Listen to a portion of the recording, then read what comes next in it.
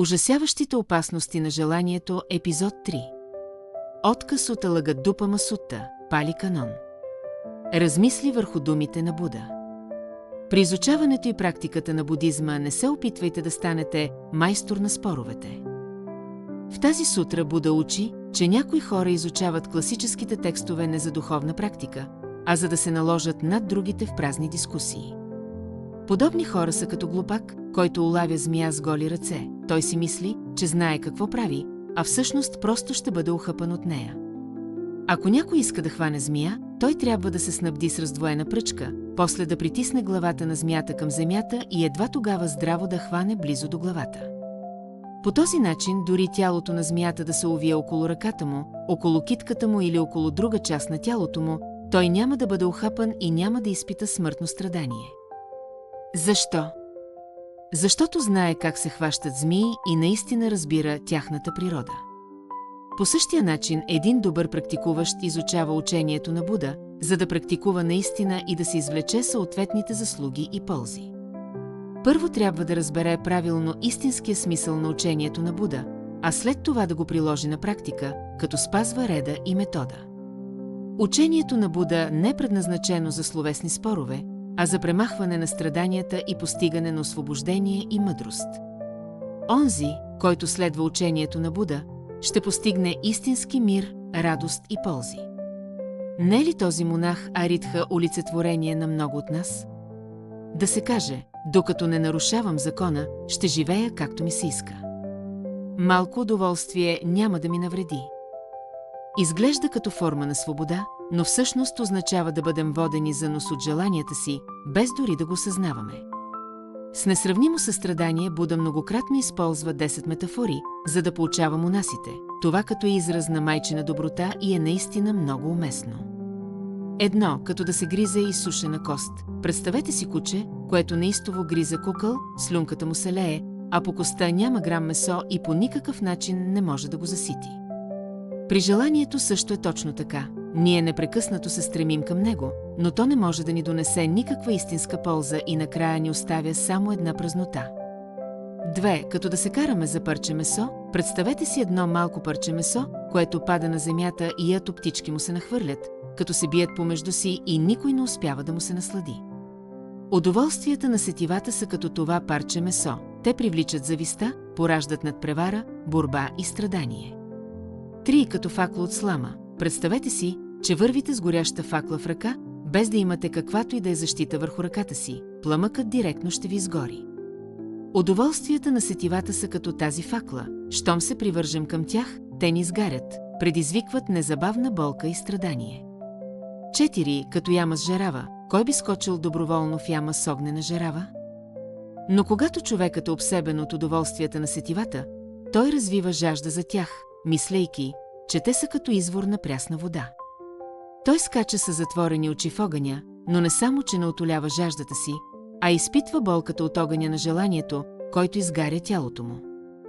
5. Като един хубав сън. На сън може да се оженим за някой, който много ни харесва, да спечелим много пари, да живеем в дворец. Когато се събудим обаче, сме си пак в същото легло и всичко е било едно съвсем кратко изживяване. Щастието от удовлетворяването на желанията е дори по-кратко от сън и много бързо изчезва. 6. Като взето назаем имущество. Представете си, че ползвате скъпата кола на приятел или сте взели за малко луксозната чанта на някоя приятелка да поносите. Всички ще ви се възхищават, но накрая ще трябва да върнете тези вещи. Такова и щастието от удовлетворяването на някое желание, все едно взето назаем, та е. Кратко и илюзорно. 7. Като плодовете на високо дърво. Представете си, че на върха на дървото има един много червен плод.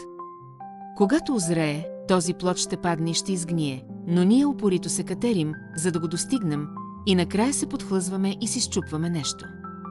В преследване на желанията си някои са готови да жертват здравето, семейството и съвестта си. Наистина ли си струва? 8. Като да се влезе в кланица. Когато се наслаждаваме на големи пирове с месо и риба, цената е кървава. Колко хора се нараняват взаимно заради желанията си? Работното място, любовта, стремежът към слава, кое от тях не е кланица? 9. Като да се прегърне кол, покрит с острията. Ако се доближите до кол, покрит с острията, веднага ще се порежете. Така е и с желанието. Ако се доближим, със сигурност ще се нараним. 10. Като да се хване змия. Представете си, че виждате змия и си мислите, че що ме хванете, ще бъдете в безопасност. Но в мига, в който я улавяте, едно малко разсейване е достатъчно, за да успее змията да се обърне и да ви ухапе. Това може да ви струва живота, тъй като пипате нещо опасно, без да познавате правилния подход. Така е и с желанието. Ако не разбираме природата му, гоним го сляпо и се привързваме алчно, рано или късно ще платим с живота си. Най-класическите примери във връзка с тези метафори са: да се гризе изсушена кост, например да се играе на видеоигри до полунощ, което ни забавлява, но щом спрем, изпитваме само празнота и самота и нищо не сме спечелили. Взето на заем имущество да се опираме на някакви външни постижения, на материални придобивки и на погледа на другите, за да задоволим собственото си щеславие. Може да блеснем за миг, но сърцето ни е празно и тревожно, защото знаем, че всичко това е фалшиво и не можем да го притежаваме наистина.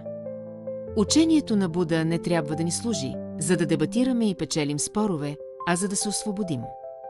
Ние също така често попадаме в следния капан. Смятаме, че щом сме прочели много книги, слушали много конференции и сме запомнили известни цитати по-добре от другите, разбираме много принципи.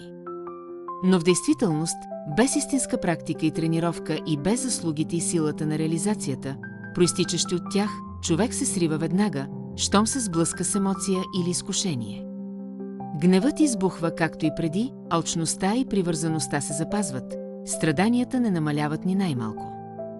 Нима това не е да се улови змия с голи ръце? Да се говори, без да се действа и да се практикува наистина, ни излага още повече на нараняванията. Следователно, не разглеждайте учението на Буда или каквато и да е мъдрост, като украшение или средство да блеснете спорове. Трябва да можем да прилагаме наученото в ежедневието, за да извлечем истинска полза от него. Точно както са необходими инструменти и метод за улавяне на змия, така и практиката изисква метод и ред. Първо трябва да разберем правилно истинския смисъл на учението на Буда и методите на практиката, след което да започнем да ги прилагаме в правилния ред, като навсякъде наблюдаваме действията на тялото, думите, чувствата и емоциите си и ги коригираме във всеки един момент. Вместо да казваме «знам всичко». Пред лицето на трудностите е по-добре да се запитаме, дали тук подходих с повече мъдрост на освобождението, отколкото преди, или все още съм обвързан от тревогите и страданията? С други думи, не се самозалъгвайте, като си казвате «удоволствието е безобидно». И не използвайте знанията си, за да скривате или разкрасявате нещата. Истинската практика се състои в това да се изправим пред самите себе си с честност и кураж и след това постепенно да коригираме желанията и тревогите си. Оставете на страна тези неща, които считате за дребни радости.